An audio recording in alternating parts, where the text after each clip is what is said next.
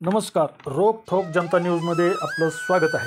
बातमी आहे धाराशिव जिल्ह्यातील जल स्पर्धेची। धाराशिव जिल्हा प्रशासन आणि वॉटरतर्फे जल अभियान व जल स्पर्धेचे दिनांक 4 फेब्रुवारी 2025 रोजी जल्लोषात उद्घाटन झाले। या जल अभियान व जल स्पर्धेचे उद्घाटन धाराशिव जिल्हा परिषदचे मुख्य कार्यकारी अधिकारी श्री मैनाक घोष यांच्या हस्ते करण्यात आले। या प्रसंगी उपविभागीय कृषी अधिकारी श्री महादेव असळकर, श्री खंडेराव सराफ, कल्प संचालक आत्मा, श्री अर्जुन झाडे, जिल्हा नियोजन अधिकारी श्री चंद्रकांत राऊळ, जलसंधारण अधिकारी श्री हनुमंत गादगे, प्रकल्प अधिकारी स्वच्छ भारत अभियान, प्राध्यापक गणेश चंद्रे, टाटा सामाजिक विज्ञान संस्था तुळजापूर, सौ दीपाली जाधव, सचिव ग्राम विकास समिती उमरा आणि श्री खंदारे, भूजल सर्वेक्षण व विकास संस्था उपस्थित होते आणि यांनी उपस्थित ग्रामस्थांना मार्गदर्शन केले। या कार्यक्रमाचे सूत्रसंचालन तुषार सूर्यवंशी यांनी केले, तर आभार प्रदर्शन वॉटरचे प्रतिनिधी जयंत पाटील व अभिजित कवटेकर यांनी मानले। पाहूया ही स्पर्धा कशी आहे याविषयीचा हा स्पेशल रिपोर्ट। ॲस्पिरेशनल डिस्ट्रिक्ट म्हणतो, तर इथं आपल्याला असं कॅम्पेन जर डेव्हलप करता आलं, म्हणजे जी गोष्ट इथं वर्कआउट होईल, ज्या गोष्टीची इथं अंमलबजावणी होऊ शकते ती महाराष्ट्राच्या कोणत्याही भागात त्याची अंमलबजावणी होऊ शकते। उपलब्ध पाण्याचा काटकसरीने वापर कसा करायचा हे आपल्याला जास्त पुढे घेऊन जावं लागेल। तुम्ही जे सगळं गावात चांगलं काम करत आहात त्या चांगलं काम करण्याला एक चालना गेली पाहिजे, प्रोत्साहन दिलं पाहिजे, कौतुक झालं पाहिजे, तरच हे लोक पुढे जाऊन चांगलं काम करतील। जे गावं याच्यात स्वतःचं नामांकन करतील किंवा स्वतःचं रजिस्ट्रेशन करतील, तर अशा सगळ्या गावामध्ये वॉटर आणि बाकीची टीम प्रत्येक गावात जाईल, सगळ्या 100 गुणांचं ते मूल्यमापन करतील। साधारण 100 मार्काची ही एक पूर्ण गुणपत्रिका आहे आणि त्यामध्ये साधारण 85 प्रश्न त्यामध्ये असणार आहे आणि यातून जे पहिले 3 गाव असतील त्यांना बक्षीस मिळेल आणि बाकीच्या गावांना प्रमाणपत्र मिळेल। तर मी आशा करतो की या सगळ्या जलस्पर्धेत तुम्ही सगळे सहभागी व्हाल आणि पाणी व्यवस्थापनाचं जे हे महत्वाचं काम आहे ते महत्वाचं काम आपण सगळे पुढे घेऊन पुढे जाऊया। प्रत्येक गाव कसं जल स्वयंपूर्ण बनेल, पाण्याचे प्रश्न कसे मिटतील आणि लोक सगळे येऊन कलेक्टिव्हली काम करतील, याच्यासाठी हे कॅम्पेन चालना देण्यासाठी महत्वाचं रोल करेल असं मला आशा वाटते।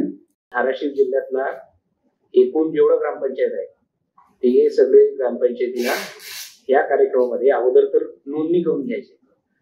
नोंदणी करून घेतल्यानंतर जे वॉटर WOTR ची जी टीम आहे तो ते ग्रामपंचायतीला जाऊन त्याची जी वस्तुस्थिती आहे तो तपासणी करतील आणि तपासणी झाल्यानंतर त्याची 2 पाळी आहे। तपासणी झाल्यानंतर जे चांगला 3 ग्रामपंचायती आहे त्यांनी पुरस्कार डिक्लेअर केले होते। त्याची रक्कम जवळपास प्रथम पारितोषिक 5 लाख, द्वितीय पारितोषिक 3 लाख आणि तृतीय पारितोषिक 1 लाख आहे।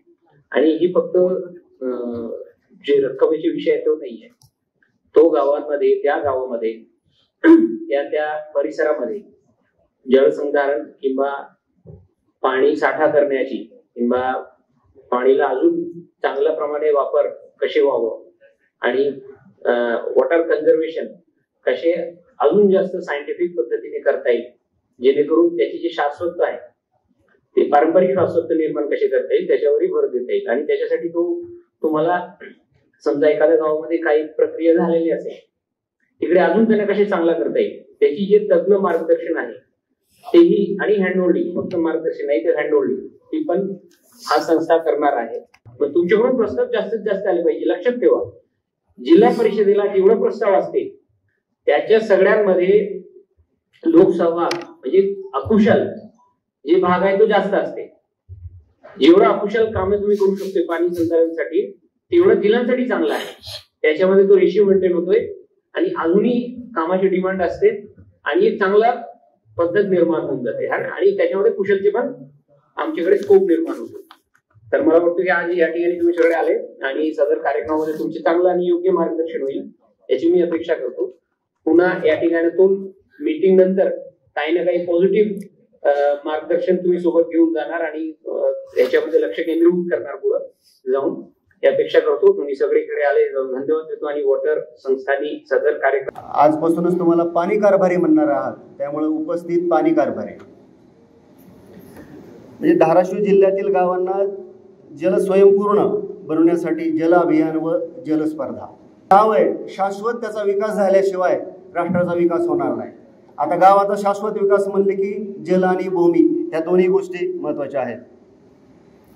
म्हणून गाव तुम्ही करत असताना, तुमचं ध्येय ठरवत असताना, आपल्या गावाचे ध्येय ठरवतो आपण वेगळे, पण जलसमृद्ध गाव हे खरं ध्येय आपलं असलं पाहिजे, तरच आपण त्याच्यामध्ये शाश्वत विकास करू शकू. संस्थेचं नावच वॉटर आहे, अनेक ॲक्टिव्हिटी ते राबवतं, त्यामुळं ही पण ॲक्टिव्हिटी त्यांनी चांगली राबवली. तुमच्या गावामध्ये ॲक्टिव्हिटी सुरू होण्यासाठी तुम्ही तर आहातच, परंतु शेतकरी गट आहेत, त्यानंतर शेतकरी उत्पादक कंपनी आहेत, त्यामुळं त्या शेतकरी गटांना सोबत घ्या आणि ह्या ॲक्टिव्हिटी करा आणि यामध्ये भाग घ्या. आपल्या गावात प्रत्येकाने पाण्यासाठी काहीतरी केलं पाहिजे. इथं असलेले सर्व शेतकरी आहेत, सरपंच आहेत, तर असं नाही की ग्रामपंचायतचाच पूर्ण गाव म्हटलं की ग्रामपंचायतनी सगळं काम केलं पाहिजे, असं नाही. शेतकऱ्यांचं पण स्वतःचं काहीतरी त्यामध्ये सहकार्य असलं पाहिजे. तर प्रत्येकाने प्रत्येक व्यक्तीला गावातल्या आपल्या गावातील पाणलोट हा ओळखता आला पाहिजे. तर सुरुवात आपल्या महिलांपासून होते. घरामध्ये लागणारं पाणी असेल तर ते पाणी आपण कसं नियोजन करू शकतो त्या पाण्याचं. ज्या ठिकाणी आपल्याला 1 बकेट लागायची त्या ठिकाणी आपण 2 बकेटीचा वापर करतो. असं म्हणजे आपल्याला असं वाटतं आता आहे, पाऊस पडलाय, भरपूर पाणी आहे, आपण कितीही वापरलं तरी आपल्याला पाणी कमी पडणार नाही. हे चुकीचं आहे. कुठंतरी पाण्याचं योग्य नियोजन झालं, सुरुवात आपल्यापासून केली तर पाणी आपल्याला काळामध्ये पाणी आता सध्या, पूर्वी बघा पाहिजे इतकं पाणी असायचं. पूर्वीचे लोक सांगतात एवढं पाणी होतं. आता आपल्याला पाणी बॉटलनी विकत घ्यावं लागतं. 20 रुपयाला 1 बॉटल विकत घ्यावी लागते. पुढच्या काळात आपल्याला तेवढंही पाणी मिळणार नाही. तर आता आपल्याला बोरवेलला भरपूर पाणी लागलं तर पावसाळ्यात काही लोक काय करतात, शेतकरी ती बोरवेल चालू ठेवतात. त्यांना असं वाटतं की नाही का पाण्याचा उपसा झाला तरी भरपूर पाणी आहे, पण